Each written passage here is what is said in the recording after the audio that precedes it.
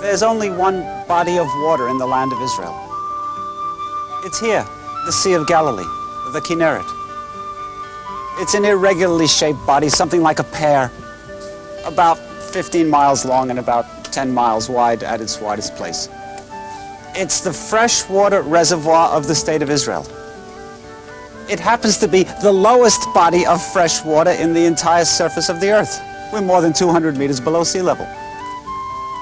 Life on it now is with the fishermen and their nets as it was 2,000 and 3,000 years ago, and yet it's mentioned only once in the Hebrew Bible. That is to say that our fathers who wrote the Bible were not interested in historical geography. They were interested in the encounter between man and man, or in the encounter between man and God, and nothing happened on the lake that was worth talking about, and so they just didn't talk about it in the Hebrew Bible. If we want the history of the area, we will go around to its mountains, to its valleys, to the cities around it, and that's what we're going to do today. Come, Hanania.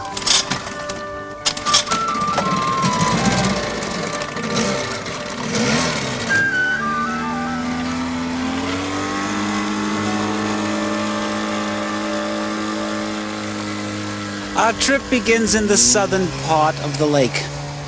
There across the way, the great Golan Heights are broken by a deep river valley.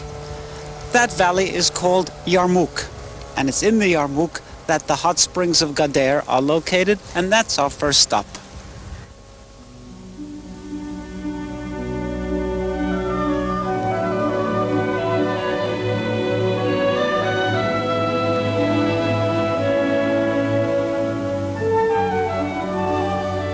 The Yarmouk River is the largest of all the rivers of Transjordan. It cuts a valley between the Golan Heights and the hills of Gilead before it meets the Jordan River south of the Sea of Galilee. The great city here in antiquity was the city of Gader, but that's up on the hills of the Gilead behind us. The city of Gader gave its name to the land of the Gadarenes, which the New Testament knew so well. Now the Yarmouk and the Jordan River and the sea were all part of a great rift valley, a tectonic crack in the face of the earth. Therefore, we're not surprised to find from the bottom of the earth hot springs coming up. The hot springs of Gader, to which we've come on a cold and nasty winter day, are among the most famous of all of the hot springs of antiquity. A Roman historian reports that the hot springs of Gader were the second largest in the world, second only to Baia in the Bay of Naples. Here, in 8 seasons of excavation, archaeologists have uncovered more than 4,500 square meters of facility, of pools, of walls, of water systems, of bath halls. It's not so much that they're here, that's astonishing enough, but the fact that despite some of what you see being restored recently, some of the stuff which is found, like the wall behind me, preserved to a height of more than 10 meters, is almost unprecedented in the history of archaeology. We find a Roman bath which is testimony to a culture and a city which was of enormous prosperity until it all collapsed in an earthquake in the 10th century, and the springs welled up and the mud filled the whole thing, and it was all forgotten until we came to look for it. Here in El Hama we have something which is almost unique in the ancient world.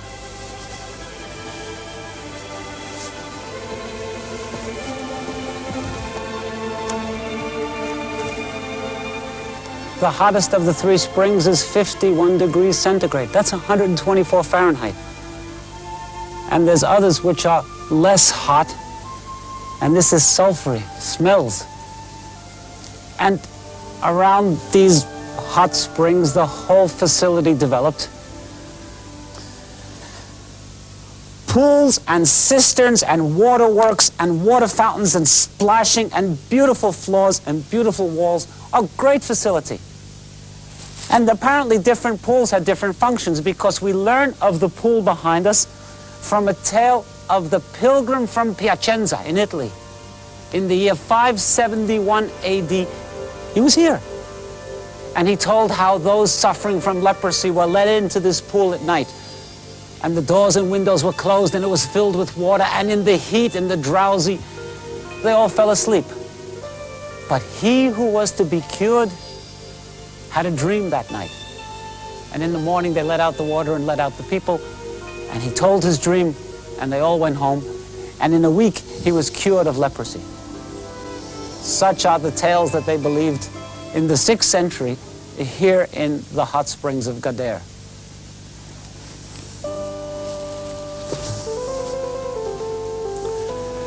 Gader was never a Jewish city. It had been part of the Decapolis, and the New Testament knew about it. But surely there was a large Jewish population around. And where there are Jews, then there's a synagogue. And the synagogue of Hamat Gader is just here behind us. What's left of it are great chairs and the mosaic floor, which has been taken off to the museum. For us, even here on a cold and nasty day, it's amusing to sit in these great chairs and think of our fathers 1,000, 1,500 years ago who came to take the waters and to go to synagogue.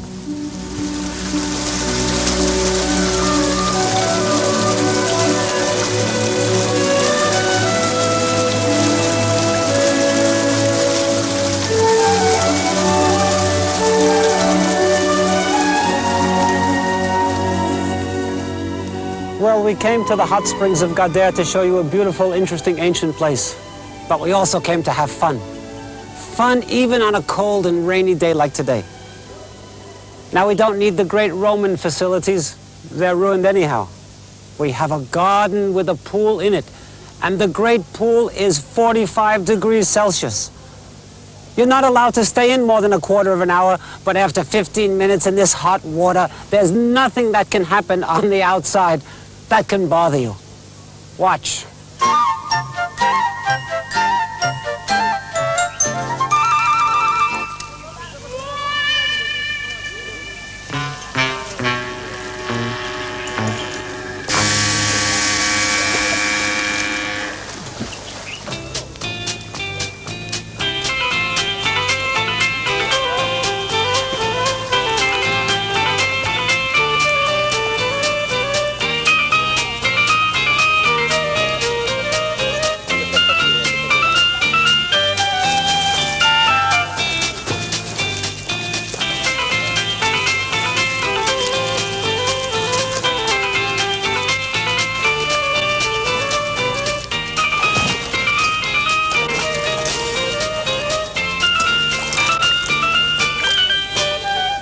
Well, they're gonna have to invent some new kind of television before somebody who's never been here can understand how great this feels on a nasty winter day.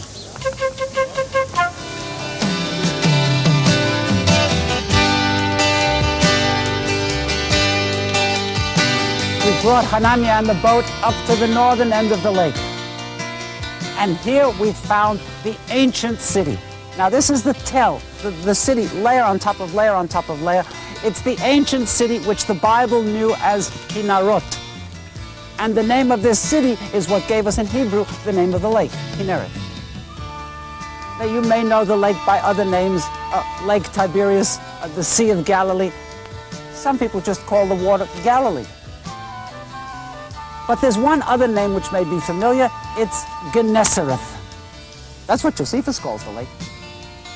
And the reason for that name is to be found just below us, the beautiful fertile plain of Ginosar, the plain which is beautifully cultivated to this day and was then in the days of the Bible, immediately now to our north. Another small plain has enormous significance for the Christian tradition. Because if the Hebrew Bible didn't know much about the lake, the New Testament certainly did. It was to this northwest corner that Jesus came when he left Nazareth and before he went to Jerusalem. It was here for 3 years that he lived in Capernaum, right down below us. And here at our feet, the lovely area which we call Tabcha, the place of the miracle and the place of beautiful churches.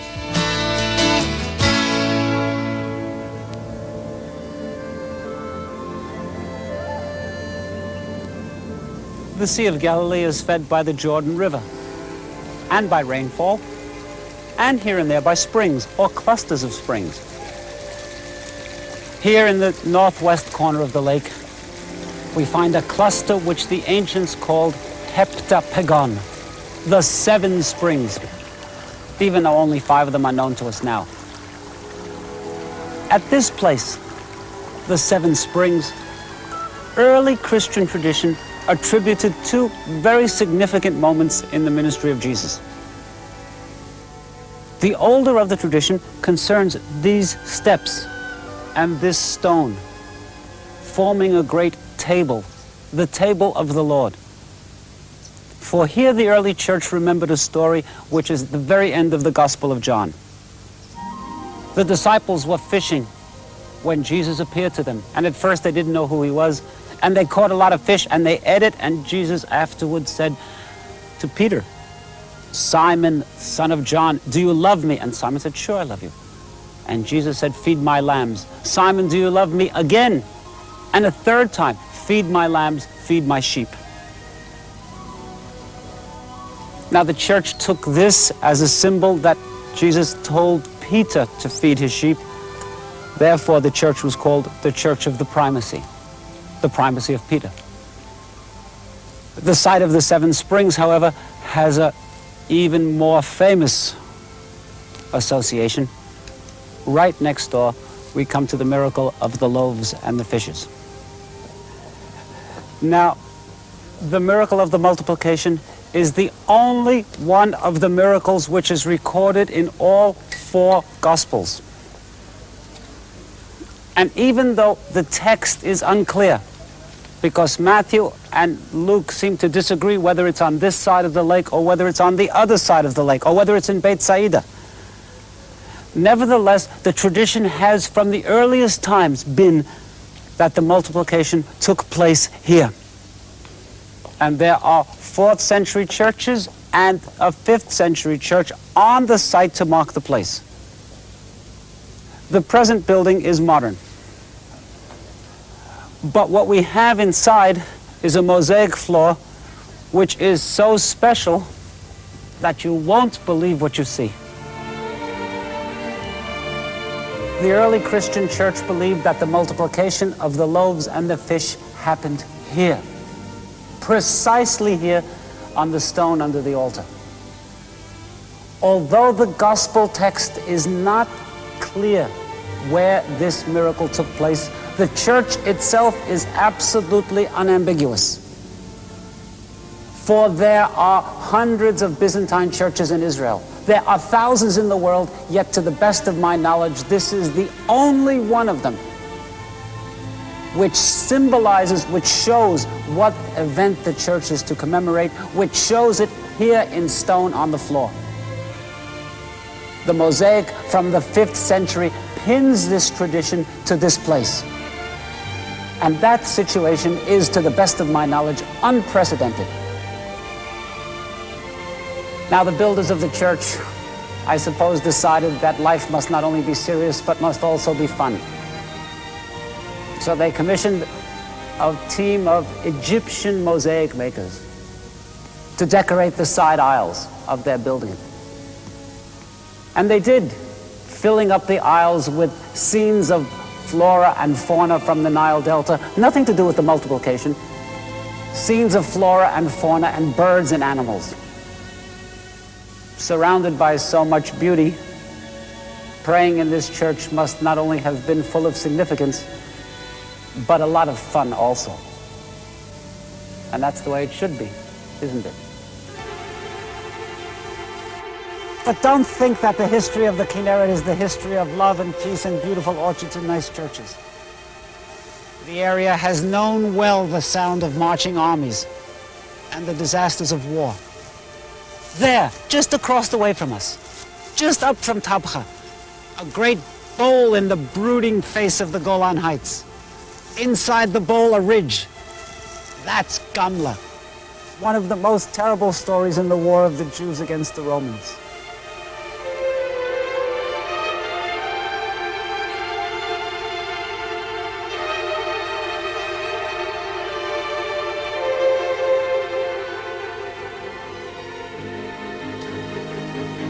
In the year 66 of the Common Era, Judea rose in revolt against Rome.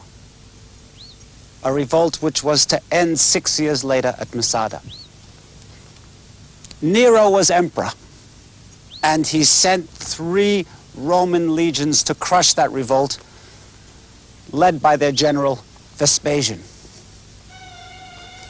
Vespasian ran through the Galilee like a steamroller, crushing opposition, until 2 years later, one place only was left to the Jewish rebels. This place on the Golan, opposite the Sea of Galilee, this place was Gamla. These are the words of Josephus. Sloping down from a towering peak is a spur like a long shaggy neck, behind which rises a symmetrical hump, so that the outline resembles that of a camel, hence the name, Gamla. On the face and both sides it is cut off by impassable ravines. Built against the almost vertical flank, the houses were piled one on top of the other, and the town seemed to be hung in air, and on the point of tumbling in on top of itself by its very steepness. Josephus said the town was nearly impregnable. The men of Gamla only needed to build one wall. The other sides are practically vertical. And as they kept themselves inside the city, Vespasian put 3 legions on the outside, 1 legion on top and 1 in the middle and 1 on the bottom opposite. The stage was set for a classic siege confrontation. At this point, Agrippa, king of Judea, approached the walls from the Roman side. He was, I suppose, what you would call a puppet king. And he wanted to talk terms of surrender with the defenders of the city.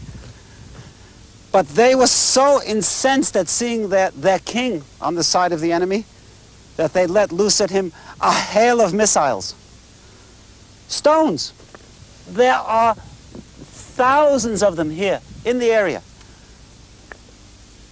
Stones which were thrown from the inside at the attackers, from the outside at the defenders.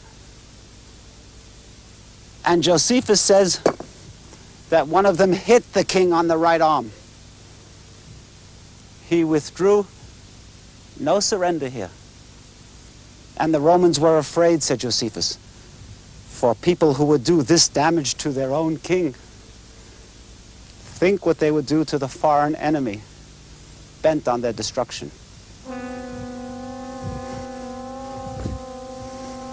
The Romans brought up their siege machines. They crashed great holes through the wall and poured in to attack the men of Gamla. The defenders retreated, going up further away. And then at a certain point, the men of Gamla turned around and faced their enemies. The Romans were then stuck. They couldn't advance because of the defenders. They couldn't retreat because of their own men. They were stuck in the narrow, winding streets of the city, and they had nowhere to go. So they climbed on the roofs of the houses. But one man's street is another man's roof, and one man's roof is the other man's street. In the end, the Romans withdrew to their camps to lick their wounds. The Jews suffered a short period of jubilation, for round 1 was over, and the Jews of Gamla had won. But their joy was short-lived, for the Romans were coming back. And the story which we're going to finish now, we're going to begin by telling in the synagogue of Gamla. This synagogue building is 100 years older than Masada or Herodian. This synagogue is the oldest known synagogue in the world. Now here we continue our story, as Josephus told it to us. The Romans waited a month till the end of October before attacking again. But this time with different tactics, this time carefully. 5 soldiers came out, undermined one of the fortress towers. In the middle of a night, The tower collapsed, and the people of Gamla, weakened by hunger and fear, fled to their citadel. But this time the Romans didn't attack immediately. They waited till the morning. Slowly, surely, Vespasian and his legionnaires came into the town. Seeing that their cause was lost, the men of Gamla ran with their wives and children, ran to the highest, steepest, most dangerous place in the village, ran to their citadel in the south. Crowded up on the citadel, the story came to its horrible end.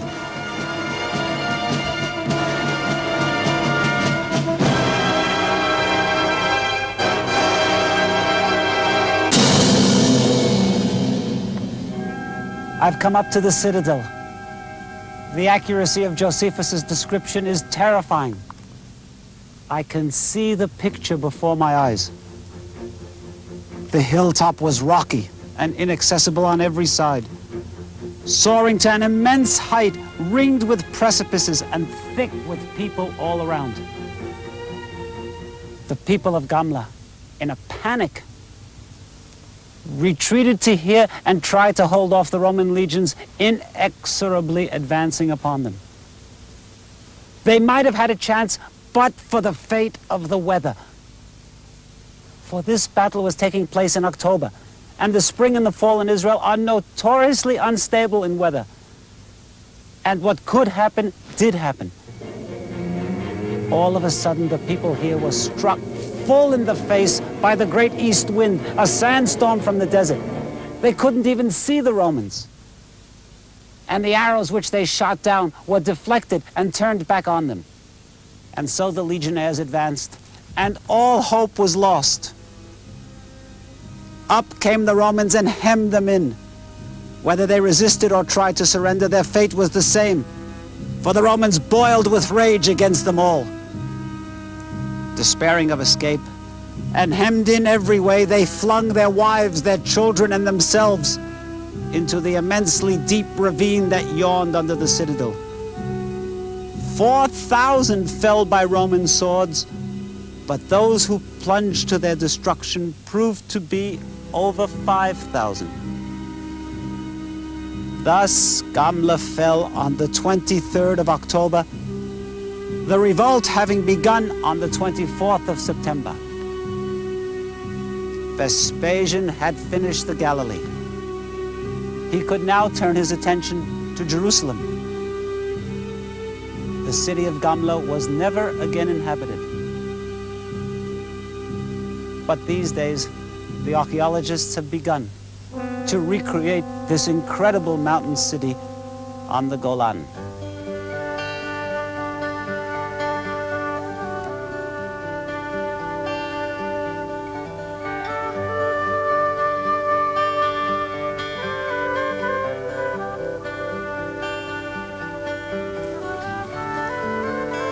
The history around the Sea of Galilee is sometimes inspiring and sometimes terrifying, but there's no place in the land of Israel apart from Jerusalem itself, which is so full of historical events and so moving to the pilgrim or to the traveler. It's also a beautiful place, always, and the weather's usually good. So you should come and see all the things which we have to offer you around this lake.